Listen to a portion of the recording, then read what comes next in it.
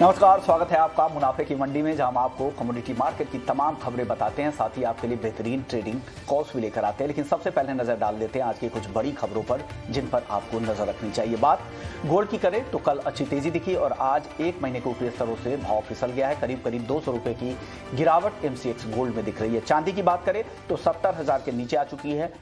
कल अच्छी तेजी दिखी, इंट्राडे में तो कल 1500 रुपए तक की मजबूती दिखी थी, लेकिन आज दबाव के साथ यहां पर कारोबार हो रहा है। क्रूड की बात करें तो लीबिया से अब सप्लाई की घटने की चिंता हावी है और री ओपनिंग हो रही है चीन की इकोनॉमी की, तो वहां पर से भी मांग अब धीरे धीरे बढ़ने की संभावना है, तो ये क्रूड कीमतों को सपोर्ट कर रहे हैं। नेचुरल गैस की बात करें तो स्टोरेज अनुमान से कम है, यूएस में उत्पादन कम हुआ है, वो एक सपोर्टिव फैक्टर है, लेकिन आज एक रेंज में ही कारोबार नेचुरल गैस में दिख रहा है। कॉपर की बात करें तो इन्वेंट्री में कमी से यहां पर सपोर्ट मिल रहा है और जो चिली है उसका उत्पादन 18 साल में सबसे कम रहने का अनुमान है, एक एजेंसी की ये एक रिपोर्ट आई है। जिंक की बात करें तो ऊपरी स्तरों पर आज हल्की मुनाफा वसूली यहां पर दिख रही है। निकेल बैटरी के लिए 2022 में मांग मजबूत रहने का अनुमान है। एल्युमिनियम की बात करें तो चीन का मार्च में उत्पादन करीब 2% बढ़ गया है, ये एक अच्छी खबर है। हालांकि आज के सत्र में उसके बावजूद भी तेजी ही दिख रही है। एग्री मार्केट की बात करें तो मेंथा बेहद ही रेंज में कारोबार कर रहा है, लेकिन बायसनेस जो है वो पॉजिटिव है, ऊपर की तरफ का कारोबार हो रहा है। खबर ये है कि किसान दूसरे फसलों का फोकस कर रहे हैं, उससे यहाँ पर सप्लाई आगे कम हो सकती है। कॉटन की बात करें तो ग्लोबल और डोमेस्टिक डिमांड तो मजबूत है ही, इसके बाद उत्पादन की चिंता है, यील्ड घटने की चिंता है और कम आवक भी है, उससे भी यहाँ पर फायदा मिल रहा है। हल्दी की बात करें तो कल मुनाफा वसूली दिखी, तेज गिरावट दिखी और आज यहाँ पर खरीदारी दिख रही है। करीब 2% की तेजी हम हल्दी NCDX वायदा में देख रहे हैं। जीरा नई आवक, जो नई फसलों की जो आवक है जीरे की, उसमें जो मॉइस्चर कंटेंट है वो 8 से 10% के आसपास का है। आज के सत्र में 1% के आसपास की तेजी धनिया जीरे के वायदा में। धनिया 2% से ज्यादा तेजी दिखा रहा है और कल काफी मुनाफा वसूली यहां पर दिखी थी। कैस्टर की बात करें तो उत्पादन अनुमान लगातार कम हो रहे हैं और ग्वार आज भी तेजी के साथ ही कारोबार हो रहा है, लेकिन एक रेंज में ही यहां पर तेजी दिख रही है। तो कुछ बड़ी खबरें जिन पर आपको नजर रखनी चाहिए। लेकिन चलिए अब आगे बढ़ते हैं और बात कर लेते हैं बुलियन मार्केट की, और इस पर बात करने के लिए हमारे साथ 3 मेहमान हैं।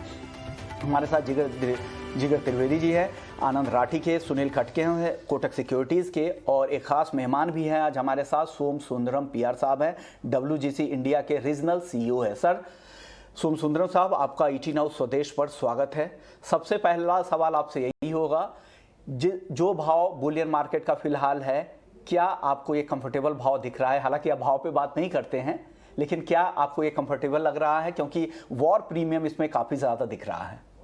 Yeah, it is. The price volatility is a matter of concern for the consuming market like India. But otherwise, this is what we have been saying, that gold is going to face a lot of tailwinds this year, inflation, geopolitical developments. So one has to now get used to push up in the prices. Alongside, we face volatility. I think consumers will get used to it. Now, 50,000 is is a mark which people have accepted. So yes, volatility is a concern at the time of Akshaya Tritiya, but the general trajectory of prices is what I think we have all expected. चलिए अब सोम सुंदर साहब, अगला सवाल होगा, investment और retail buying किस तरह की ग्लोबली और डोमेस्टिक मार्केट में किस तरह की बाइंग आ रही है, किस तरह की डिमांड है यहाँ पर? In the domestic market, we did see a little bit of a slowdown in April because, again, as I said, the market was at a discount during April. It's to do with the fact that people are linking the price to the crisis in the global market, which is the Ukraine crisis. So just like how they thought that once COVID goes away, prices will fall off, there is a similar expectation that once the war abates, there will be a drop in price. So consumers are waiting and watching. So to that extent, I wouldn't say it has been a great month.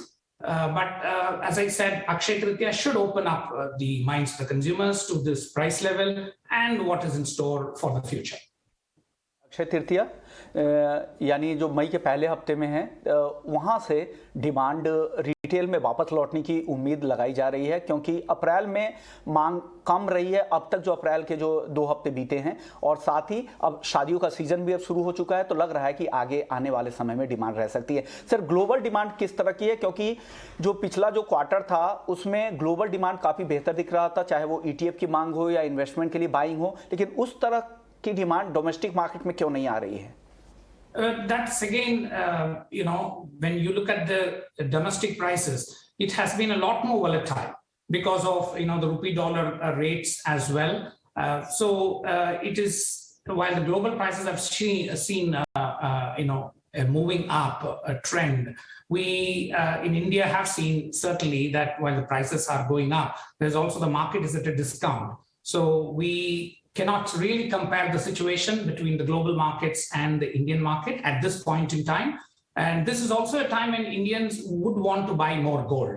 Therefore, they are more seriously looking at the immediate price, which is, as I said, volatile. Therefore, consumers are waiting and watching. Global markets, again, as we said, people are looking at the price levels. They are looking at what's happening at the inflation trends. And there is definitely a huge positive momentum in the global markets.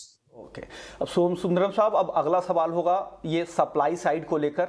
Mining की क्या स्थिति है? क्या supply इस बार 2022 में comfortable रहने वाली है, और आने वाले समय के लिए क्या आउटलुक लग रहा है? Yes, I mean, we will be coming out with our demand trend in the next 2 weeks. Certainly, we will share more detailed figures at that time. As we looked at, with the restrictions falling off in most of the countries, we have seen also that mining supply has been increasing. So I think we should see that trend. But as you said, you can't increase mining supply very sharply in the very short run. It always goes up in small increments, and that is the strength of gold. Okay sir, hedgers वगैरह की मांग किस तरह की, क्योंकि महंगाई जिस तरह से बढ़ रहे हैं पूरी दुनिया में, तो इस वजह से क्या हेजिंग डिमांड यहाँ पर बढ़ी है? और इन्वेस्टमेंट बाइंग भी तो आ ही रही है। ग्लोबल जो जिस तरह के नंबर्स आप लोगों के आए थे पिछले महीने, वो काफी बेहतर दिख रहे थे। क्या आने वाले समय में भी इस तरह की डिमांड बनी रहेगी? When there is enormous volatility, definitely there will be requirements for hedging. But globally, as we said, we haven't seen any significant change in the hedging markets globally. But as we see the volatility now, the hedging requirements will be higher for the local players. Okay, शुक्रिया सोम Sundaram PR साहब, आपने वक्त निकाला हमारे लिए और पूरा Boolean market का आउटलुक समझाया कि किस तरह की ग्लोबल डिमांड है और क्या स्थिति डोमेस्टिक मार्केट की है। हालांकि इनका कहना था कि पिछले महीने मांग जरूर कम रही थी, अप्रैल के महीने में भी अब तक मांग कमजोर है, लेकिन अक्षय तृतीया और शादियों की डिमांड से आगे यहाँ पर मांग बढ़ेगी। और एक जो अनकंफर्टेबल सिचुएशन ये थी कि ऊंचे भाव की वजह से भी बायर्स यहाँ पर कम आ रहे थे, लेकिन आगे डेफिनेटली स्थिति सुधरेगी। शुक्रिया सर, आपने वक्त निकाला ET नाउ स्वदेश के लिए। अब वापस से लौटते हैं वायदा बाजार की ओर। वायदा बाजार का क्या हाल है? हालांकि आज दबाव के साथ कारोबार हो रहा है गोल्ड और सिल्वर दोनों में ही। सुनील जी, आपको क्या लग रहा है, वायदा ट्रेडर्स को आज क्या सलाह देंगे? कल की तेजी के बाद ये जो गिरावट आई है, क्या वापस से यहाँ पर री एंटर करें, खरीदारी के सौदे बनाएं?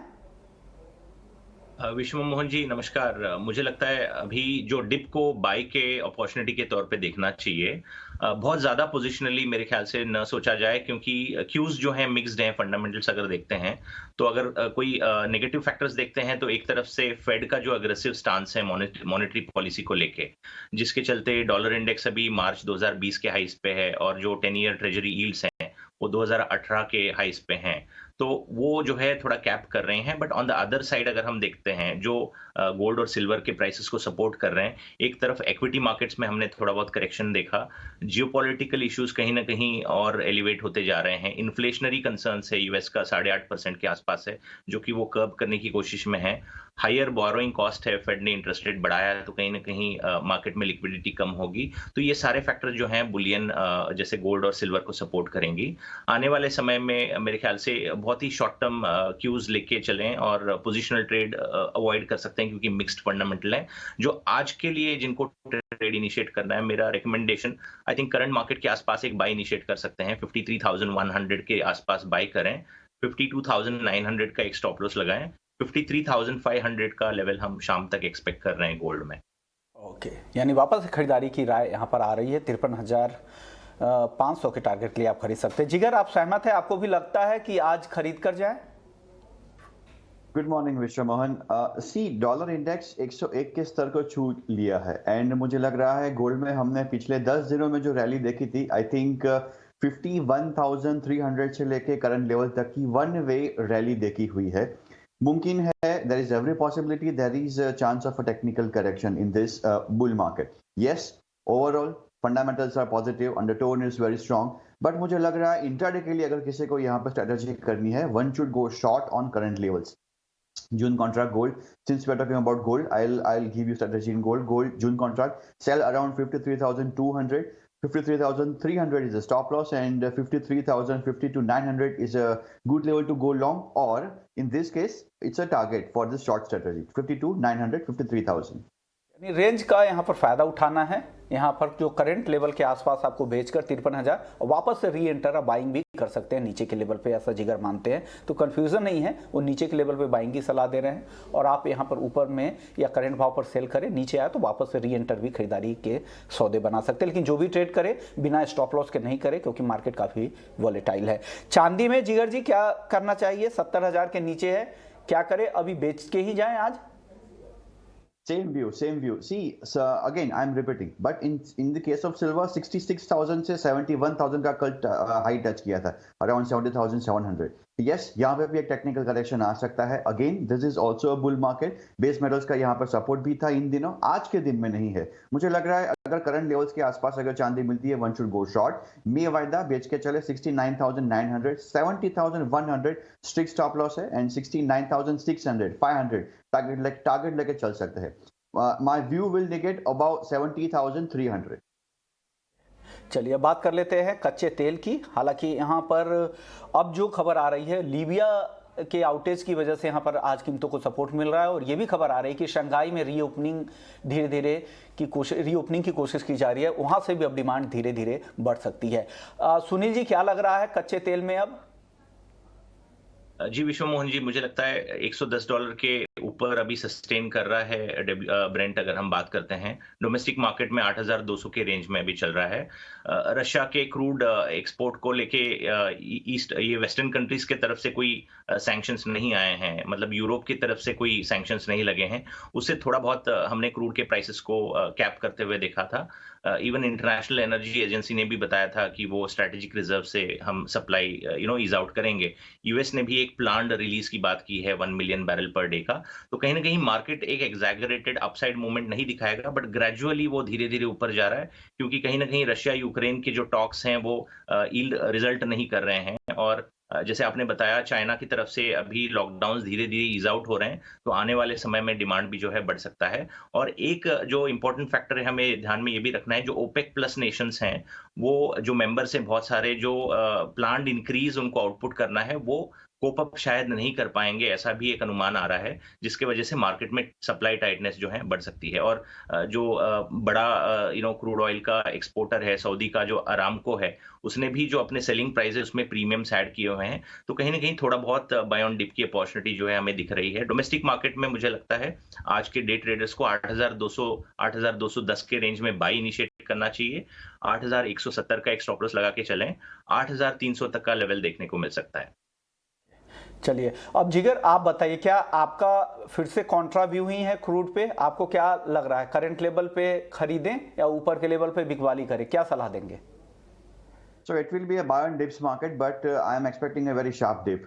Current level पे यहाँ पे वीक वाले का कॉल है, कॉन्ट्रा कॉल है यहाँ पे मेरा, इसमें भी। So अप्रैल वायदा 8,300 के आसपास मिले, one should go short, and 8,400 stop loss रहेगा, एंड 8,100 के आसपास यहाँ पे एक बार हम प्रॉफिट बुक करेंगे। Around 8,100 we can revisit the levels and fundamentals. I think वहाँ पे शायद बाइंग अपॉर्चुनिटी बन सकती है। At current levels I think I am more comfortable going short.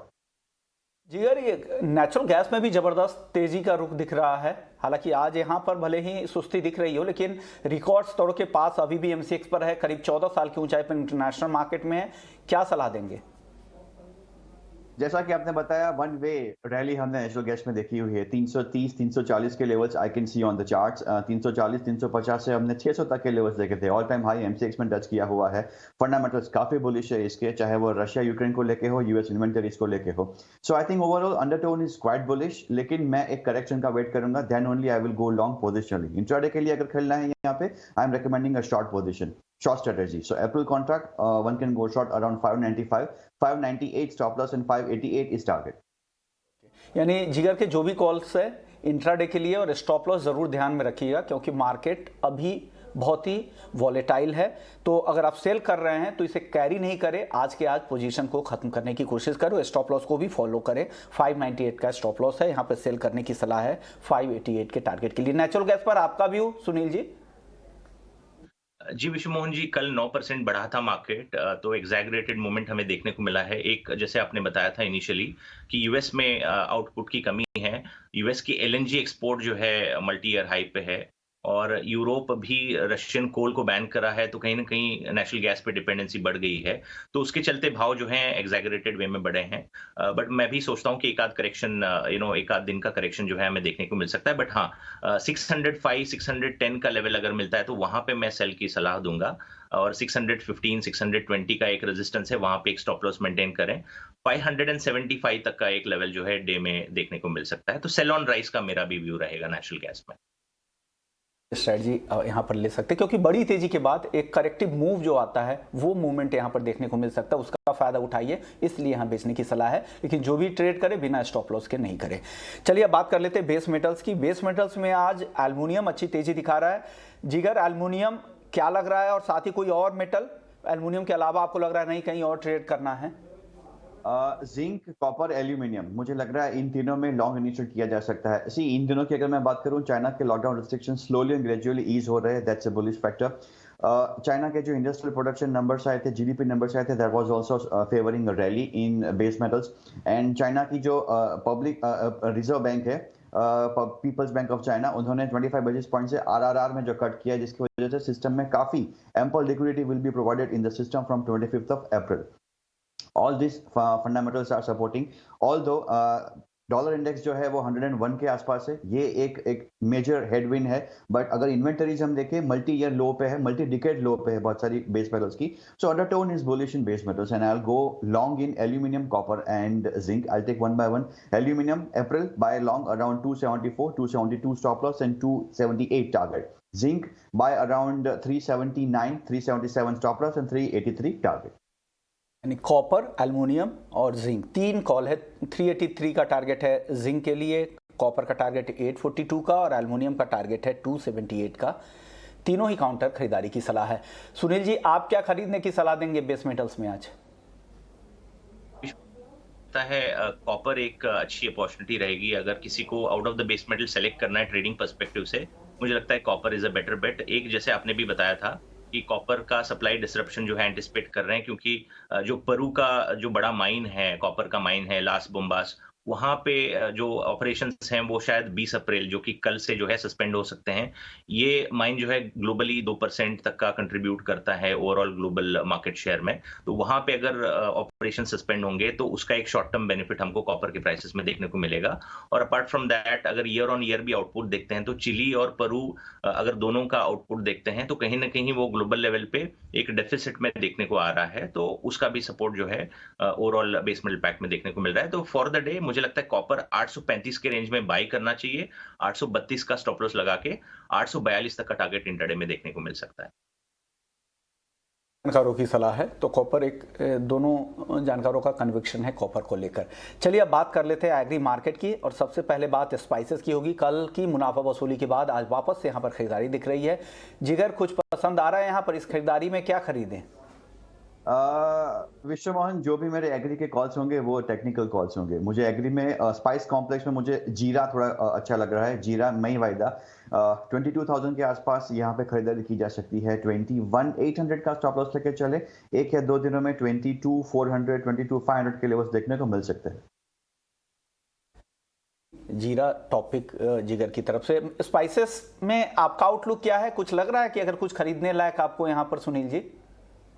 जी विश्वमोहन जी, मुझे लगता है टर्मरिक अभी 9,050 के रेंज में 150 रुपए की तेजी से खुला है आज। ऑब्वियसली इस साल क्रॉप डैमेज की न्यूज़ है, जो टर्मरिक की क्वालिटी है मार्केट में वो थोड़ा एक्सपेक्टेशन से खराब है। महाराष्ट्र के भी सोइंग नंबर्स जो हैं लास्ट ईयर के कंपैरिजन में कम हैं, तो ये एक सपोर्टिंग फैक्टर रहेगा। मुझे लगता है 9,200 तक का एक लेवल टर्मरिक में देखने को मिल सकता है। जीरा ऑन द अदर हैंड मैं भी सहमत हूँ जिगर से कि थोड़ा और बुलिश ट्रेंड देखने को मिल सकता है। 40% कम सोइंग है कंपैरेटिवली लास्ट ईयर के हिसाब से। एक्सपोर्ट नंबर बेहतर हैं, तो जीरा मुझे लगता है 22,800 तक का भी लेवल छू सकता है, तो और एक 600-700 रुपए की तेजी जीरा में देखने को मिल सकता है। तो बाई मेरा रिकमेंडेशन रहेगा टर्मरिक में भी और जीरा में भी। टर्मरिक में टारगेट होगा 9,200 का और जीरा में मेरा टारगेट होगा 22,800 तक का। ओके, चलिए अब बात कर लेते हैं कॉटन की। हालांकि अच्छी तेजी के बाद अब यहाँ पर आज दायरे में कारोबार हो रहा है, हल्की कमजोरी दिख रही है। एमसीएक्स कॉटन पर क्या देंगे? 44,500 के आसपास भाव है, इस करंट भाव पर क्या करना चाहिए जिगर? आई थिंक करंट भाव पे ही अगर स्ट्रेटजी करनी है, one should go long 44,500 April contract MCX cotton and 44,300 stop loss लेके चले। 44,900 45,000 के लेवल्स एक या दो दिनों में देखने को मिल सकते हैं। आप भी खरीदारी की सलाह देंगे करंट लेवल पे सुनील जी कॉटन में? जी विश्वमोहन जी, मेरा भी व्यू बुलिश ही है। मैंने 2-4 बड़े प्लेयर्स को बात किया, वो कहीं न कहीं एक बहुत बड़ा दायरा बोल रहे हैं। वो बोल रहे हैं कि 60,000 भी छू सकता है, but somewhere down the line शायद उतना ऊपर न जाए। बट करंट फंडामेंटल देखते हैं तो मुझे लगता है थोड़ा तेजी के ही आसार है। इंडियन प्रोडक्शन जो है लास्ट ईयर से कम है। ईयर एंडिंग स्टॉक भी कम था। डिमांड अप है, टेक्सटाइल की तरफ से अच्छी खासी डिमांड आ रही है, ग्लोबल डिमांड भी अप है। तो ये सारे फंडामेंटल को ध्यान में रखते हुए मुझे लगता है कॉटन में अभी भी तेजी नजर आ रही है। मुझे लगता है 45,200 तक का एक लेवल है, तो यानी यहाँ से और 500 से 700 रुपए की तेजी कॉटन में देखने को मिल सकती है। ओके, चलिए बात कर लेते हैं ग्वार की। ग्वार सीड और ग्वार गम, यहाँ क्या करना चाहिए जिगर आज?